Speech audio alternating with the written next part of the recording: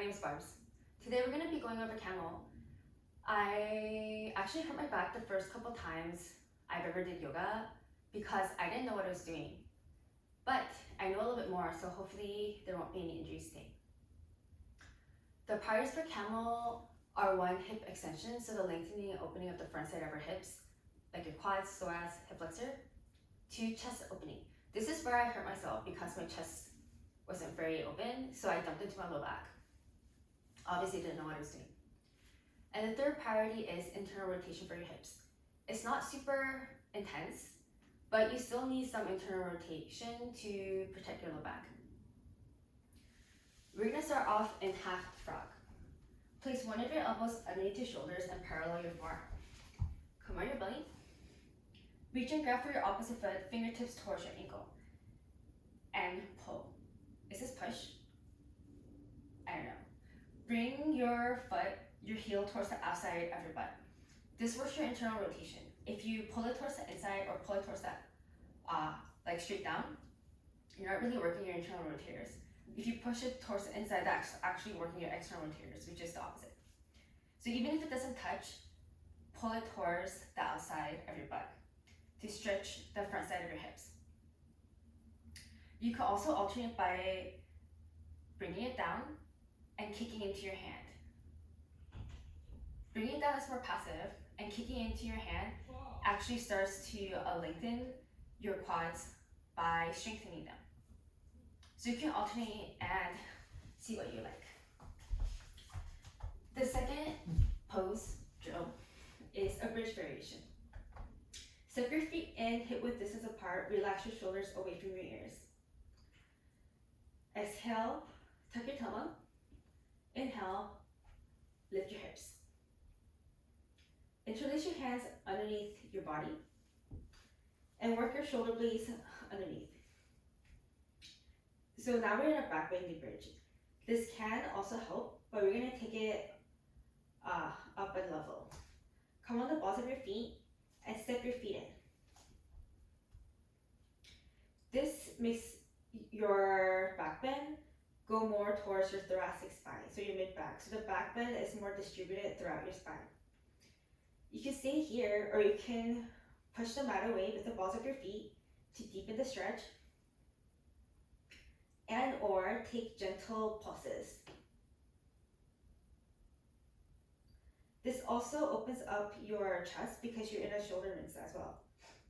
Make sure you're engaging your glutes to protect your low back, and you're pulling your knees together so your knees and your thighs are hip width distance apart. There's a tendency for your knees to separate, especially if your external rotators are more mobile than your internal rotators. So you want to make sure that they are parallel and engage your inner thighs to also work your internal rotation and to protect your low back.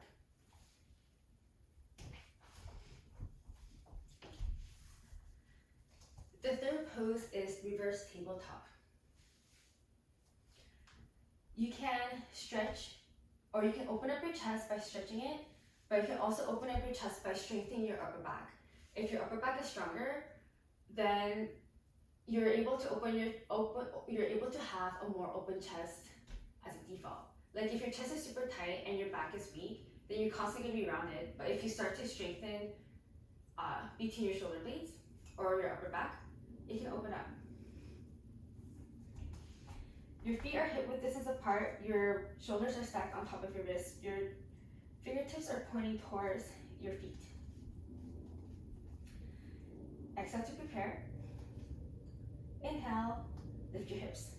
Squeeze your glutes so your glutes are in line with your knees and your shoulders. You can tuck your chin, or you can relax your head back depending on your neck health. Make sure that your shoulders are away from your ears and draw your shoulder blades down. That also works the back side of your body, which is helpful in camel as well. One thing to note is if your wrists are not used to being in this direction, you might feel a strain in your wrists or maybe sometimes your shoulders. So I would do wrist stretches or wrist rolls or whatever to warm up your wrists. 'If you're not used to having it in this direction.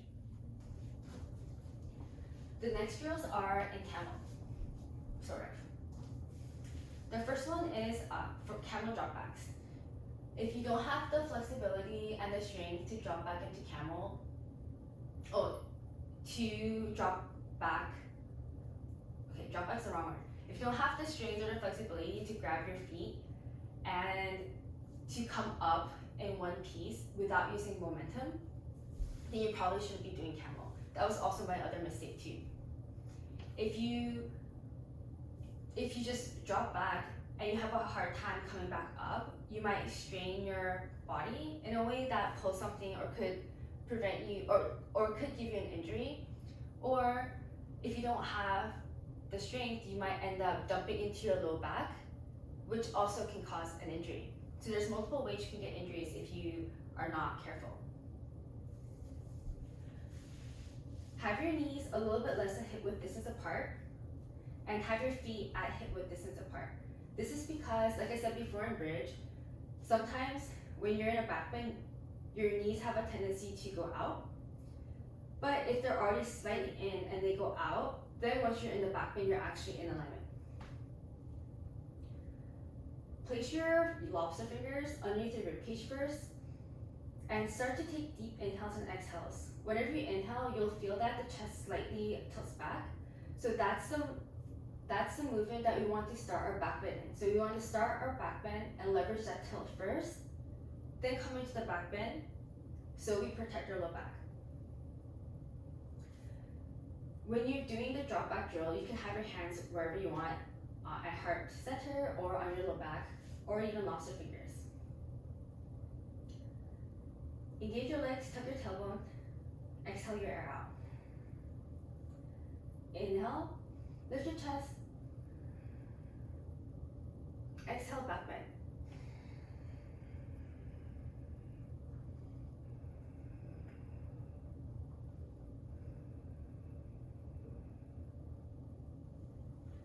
Then come back to center. When you're doing the drop back, one of the reasons why you would engage your glutes is to try to have it stacked on top of your knees. If your hips start to come back and you're in a back bend, you would end up dumping into your low back, which is not good.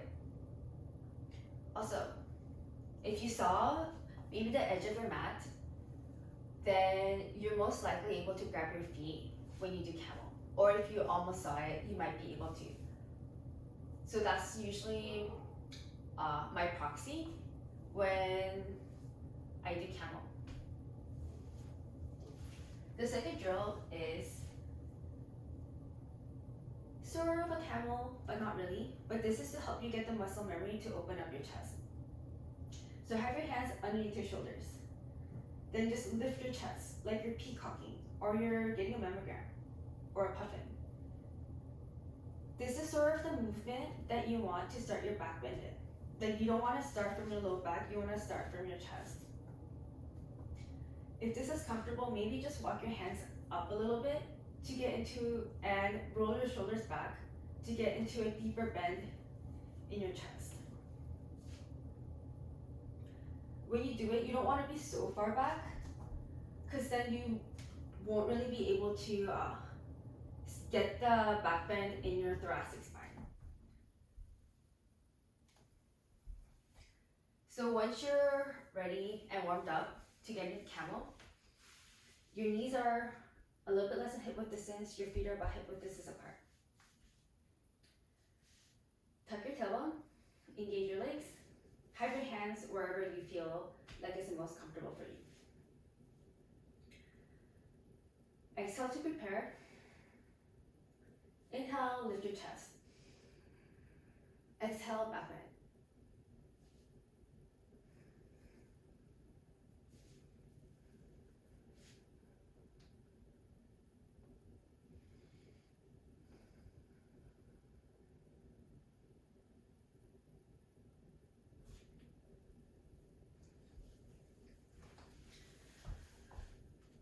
When you're in camel, in order to grab your feet, inevitably you might have to lean back a little bit.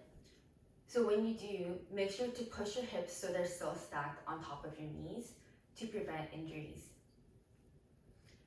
And one way to grab your feet and make it a little bit easier is if you go on the balls of your feet. So if your heels are lifted, if they're like this, you're gaining, I don't know how many inches, but you're gaining some height, so you don't have to drop back as deeply as well.